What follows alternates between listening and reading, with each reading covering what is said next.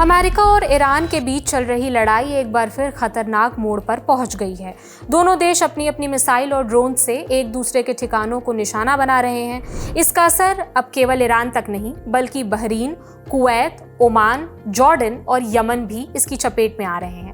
लड़ाई है straight of Hormuz पर वर्चस्व को लेकर, क्योंकि इसी से दुनिया के तेल और गैस का बड़ा हिस्सा गुजरता है। मतलब वर्ल्ड वाइड ट्रेड के पर्पस से इसका काफी इंपॉर्टेंट रोल है।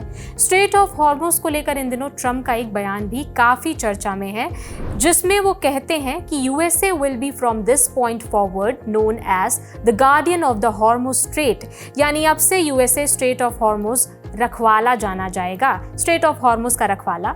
उधर 9 जुलाई को ईरान के पूर्व सुप्रीम लीडर अयतुल्लाह खामेनेई की अंतिम विदाई में उनके बेटे और ईरान के फिलहाल के supreme leader Ayatollah Syed Mushtaba Khamenei ने इजराइल और अमेरिका से बदला लेने की कसम खाई। उन्होंने कहा कि हम शहीद नेता और इन 2 युद्धों के सभी शहीदों के पवित्र खून का बदला लेने की कसम खाते हैं।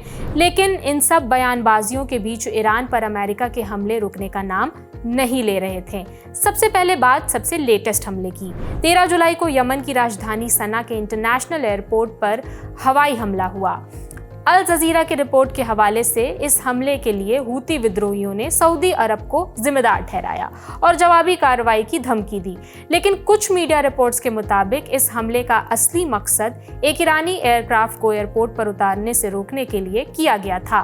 वैसे आपको बता दें कि कई मीडिया रिपोर्ट्स के मुताबिक कथित तौर पर हूती विद्रोहियों को ईरान का काफी सपोर्ट रहा है। हालांकि अभी तक सऊदी अरब की तरफ से इस हमले की आधिकारिक पुष्टि नहीं की गई है। वहीं ईरान की गवर्नमेंट न्यूज एजेंसी IRNA के मुताबिक इसी हमले के कुछ समय पहले अमेरिका ने साउथ ईरान के कई इलाकों पर भी हमला किया, वो भी एक ही दिन में 2 बार। इनमें मशहर, जस्क, सिरिक, बंदर अब्बास, केशम और अबदान जैसे इलाके शामिल हैं। रॉयटर्स की रिपोर्ट के मुताबिक ये सभी इलाके स्ट्रेट ऑफ हॉर्मुज के पास हैं, जो कि ईरान के लिए मिलिट्री और बिजनेस दोनों लिहाज से बहुत अहम है। अबदान में 3 जगह हुए हमले में 2 लोगों की मौत और 3 लोगों के घायल होने की खबर है। वहीं जास्क बंदरगाह पर हुए अमरीकी हमले में ईरानी नौसेना के एक अधिकारी के मारे जाने तक का दावा किया गया है। हालांकि नुकसान को लेकर अमेरिका और ईरान की तरफ से अलग अलग दावों की बारिशें की जा रही हैं। रॉयटर्स की रिपोर्ट के मुताबिक इसी के एक दिन पहले यानी कि 12 जुलाई को अमेरिकी सेना ने ईरान की एक सबमरीन और जहाज़ों की वर्कशॉप से जुड़ी जगह पर भी हमला किया।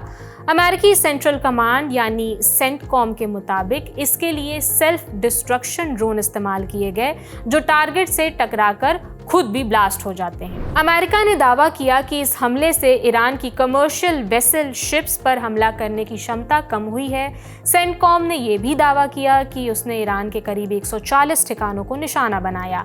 इन हमलों में ईरान की मिसाइल और ड्रोन लॉन्च करने वाली जगहें, गोला बारूद के भंडार, communication system, air defence system और समुद्री निगरानी वाले रडार शामिल थे। ये सब कार्रवाई दिखाती हैं कि इस बार अमेरिका का मकसद केवल मिसाइल के ठिकानों और मिलिट्री बेस को नहीं बल्कि ईरान की मरीन स्ट्रेंथ को भी कमजोर करना है। वहीं ईरान भी अमेरिका पर हमले करने को लेकर बहुत दावे कर रहा है। अल जजीरा की रिपोर्ट के मुताबिक अमेरिकी हमले के जवाब में ईरान के रिवोल्यूशनरी गार्ड्स कोर यानी IRGC ने बहरीन में मौजूद अमेरिकी मिलिट्री बेसिस पर हमला किया। यही नहीं, अमेरिकी हमलों के जवाब में IRGC ने बहरीन में मौजूद अमेरिकी सैन्य ठिकानों को निशाना बनाने का दावा किया है।